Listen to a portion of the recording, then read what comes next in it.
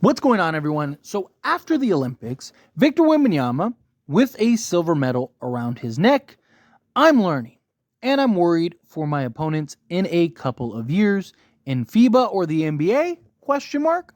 His response: everywhere.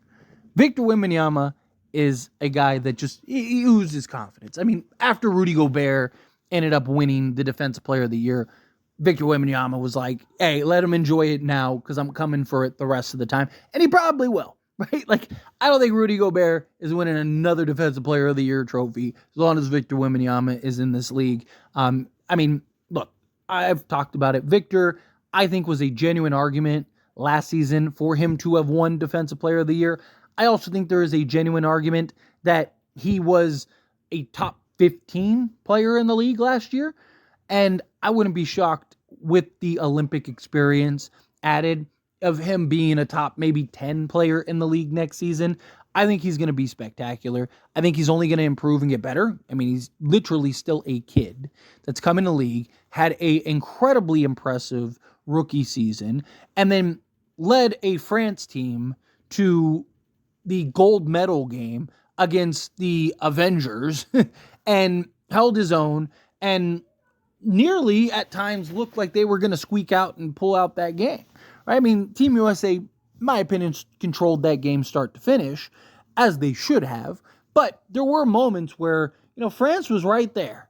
And, a couple things kind of go your way. That could have been a very different game. And Victor was the guy that was keeping them in the mix that entire time. And I've talked about the impact that Victor, I believe, is going to gain from being with France and being the guy on that team.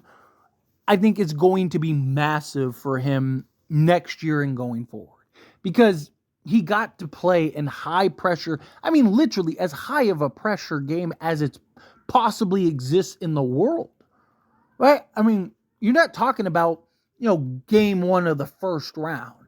You're talking about the gold medal game in which you are representing your country, going up against Team USA that is heavy favorites, that have LeBron James and Steph Curry and Kevin Durant and all these guys. And he showed up and he balled out. The pressure didn't bother him. The players in the other jerseys across from him didn't bother him. He was about as unbothered as it possibly gets. And I just think that the Olympics were huge for him and his progress, and for him to just continue to take strides, not just steps, but strides in the right direction. I also love his confidence. I love his competitive nature, right? Him bawling his eyes out after the Olympics, I loved it. You saw the passion. You saw how badly he wanted that.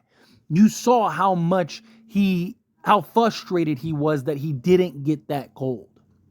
And look, if I'm Pop, I'm sticking that image on his locker, and I'm telling him, remember that feeling? Use that, hone that, harness that. Don't ever feel like that again, because he has the talent. There's a lot of players that don't have the talent to make sure that he never has to feel that again. He is one of the few guys ever that has the ability to never have to go through that again, right? I mean, he is incredibly gifted, right? But now you got to get back. You get back to the NBA, and it's time to start building your legacy. It's time to start building your name in the history books. And I just think that the Spurs did a good job of getting some quality vets in Harrison Barnes, and in particular Chris Paul. I think Chris Paul is another thing that is going to give Victor some real strides. I think Victor, playing alongside a true point guard and one of, if not arguably the best ever, just true point guard, playmaker type thing, right? His abilities to slot alongside Victor and be able to always get Victor the ball in his spots, in the right position, to recognize the mismatches, to recognize, when he has advantages and stuff. One of the most frustrating things last season of listening to the Victor Wembanyama, or not listening to, watching the Spurs games with Victor Wembanyama and stuff, is how often Victor would have a clear advantage or have a clear mismatch, and it was like he might as well not even be on the court. There were times where he would be completely wide open and wouldn't even recognize them. Like, this is your best player. This is your franchise player. Right? This is the guy that is a mismatch no matter who's guarding him. And when he has clear advantage, what do? You look the other way. I mean, there were completely times where they just basically neutralized Victor out there, and it was like he might as well not even been out there. I don't see that happening with Chris Paul. If he has clear establishment, if he has an advantage, Chris Paul is going to recognize that every time. Chris Paul is going to help him see and gain those advantages every time. And I wouldn't be shocked if Victor is a 30-point-a-game guy next season. I think he is 27 to 30 next year, right? Which isn't that far-fetched given that last year he was 20, right? 21, right? So to think with another year of experience and growth and development, with Chris Paul and his ability to just make things easier for Victor, you don't think that he'd get another, 8 to 10 points or 6 to 10 points? Of course he can. Chris Paul will probably get 8 to 10 assists a game just throwing it up to Victor. Right? Because his size and his length, there's not another guy in the league that can contest him. Right? When he can get up there and go and use that 8-foot wingspan, it's unfair. He's a cheat code. He's a genuine cheat code. I mean, Chris Paul said himself, right? There's not another player in the league that gets talked about more than Victor Wembanyama. Why? Because he is such an alien. That's why it's a perfect type of, just nickname for him. Because he is. We've never seen anything like this.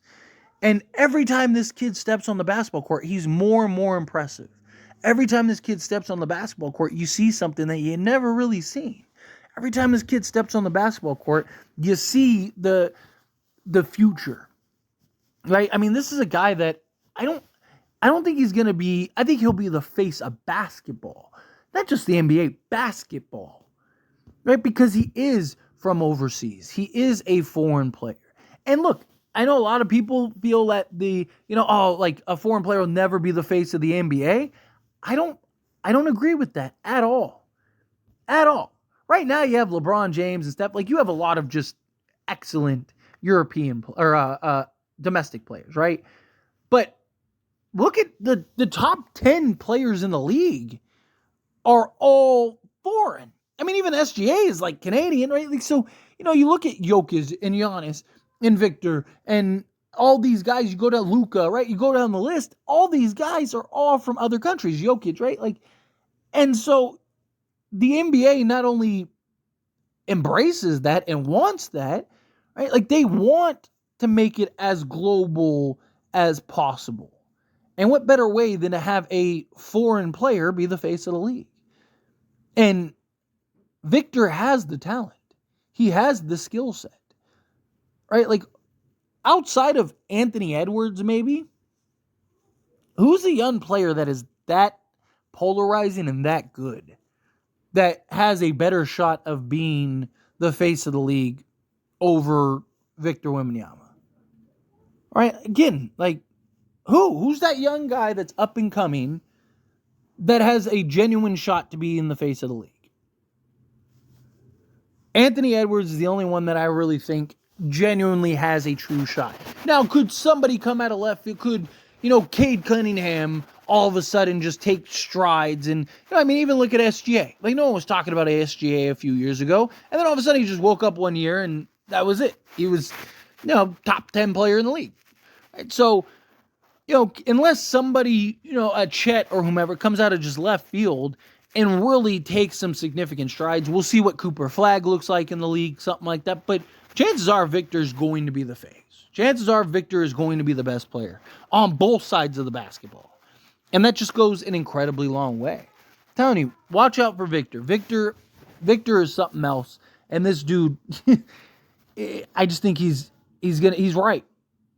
Like you said, not just the NBA, not just FIBA, everywhere. He's coming for everywhere. And he is big enough, long enough, and skilled enough to do so. But anyway, as always, this is a discussion. I pass a question on you. Let me know your thoughts and opinions down in the comments below. What do you think? How do you feel? What are your thoughts? Do you think that, Victor Wembanyama, right? He's going to be the face of the league. Do you think that he's coming? Do you think that he's going to take real strides and you're going to see some real growth from him this year? Do you think the Olympics were a good experience for him? Again, however you feel, whatever your thoughts are, love to hear it. So let me know down in the comments below. That being said, if you haven't liked this video, hit that like button. Helps me a lot. Helps me enjoy these types of videos, and I truly appreciate it. Not subscribe channel, hit that subscribe button. Turn on the bell notifications. Appreciate y'all. See you in the next one. Thank you.